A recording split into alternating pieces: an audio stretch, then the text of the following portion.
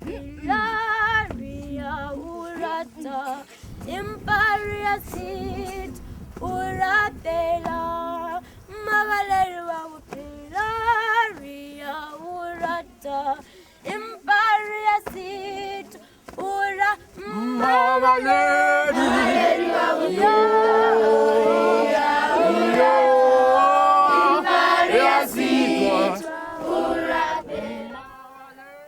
When you set foot in the village of Hamahata, all you see is land, rolling fields stretching for miles in all directions. This is the site of Lesotho's PHELISANONG, a project for orphans, disabled and HIV-positive people.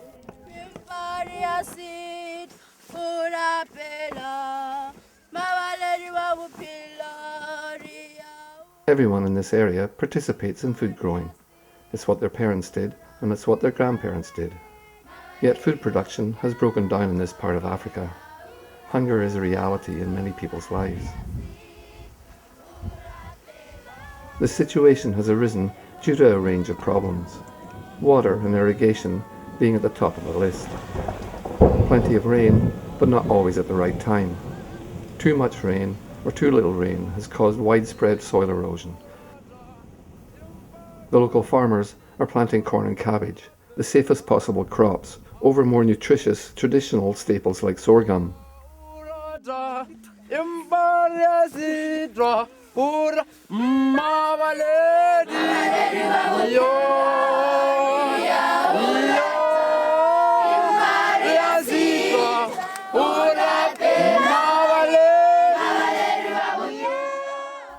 The possibility exists that this is all about to change. Directly above the village of Hamahata, where PHELISANONG is located, there's a European Union-funded water development project underway. Once complete, the water pipeline and reservoir will provide a reliable supply of gravity-fed water to the project. Hand watering of field crops and gardens is tremendously labour-intensive. With the arrival of piped water, there could be an incredible improvement in the amount of food that can be produced. In the 1950s, Lesotho farmer J.J. Machobani established a system of food growing based on indigenous farming practices. The practicalities of using locally available materials like ash and dung. Open pollinated seeds are very strongly ingrained in the system.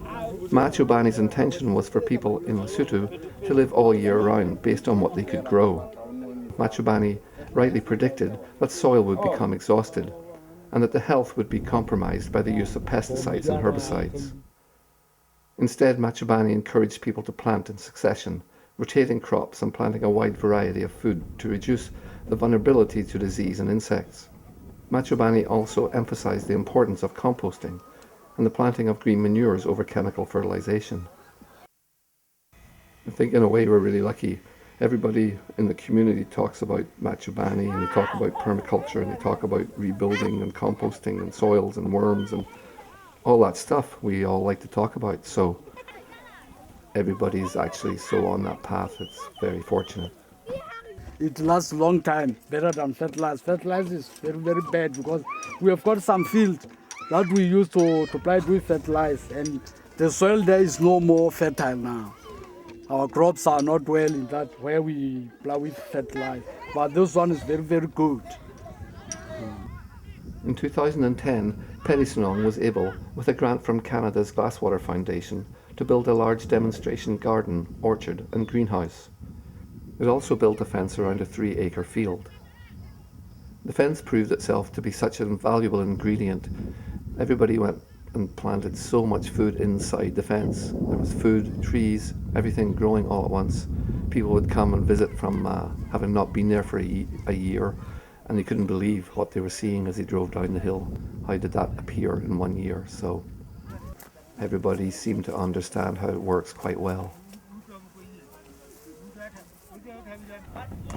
This garden site stands as a demonstration of what can be accomplished in the region in terms of the diversity and the scale of what is being grown. Local villagers, primary and high school students, and even agricultural students from the University of Lesotho come to learn about organic farming methods from PHELISANONG.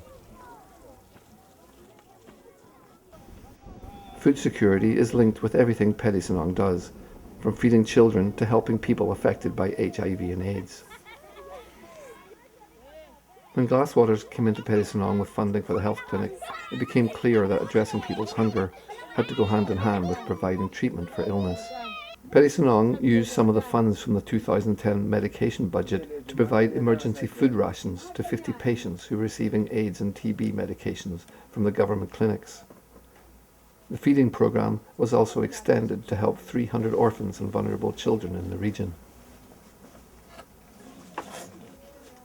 In providing food handouts, PHELISANONG has been using locally produced fruit, vegetables and meat.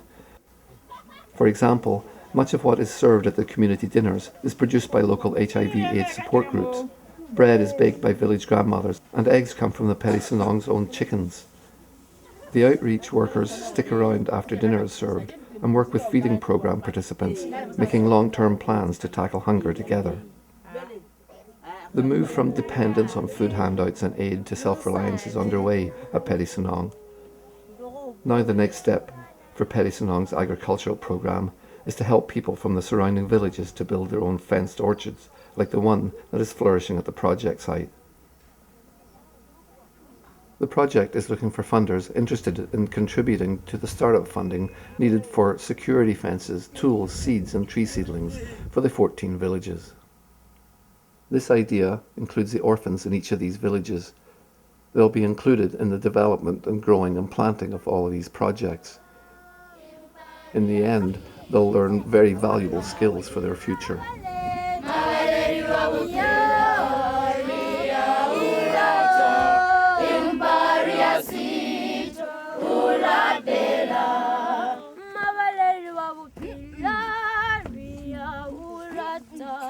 Impariasit, uratela, magaleri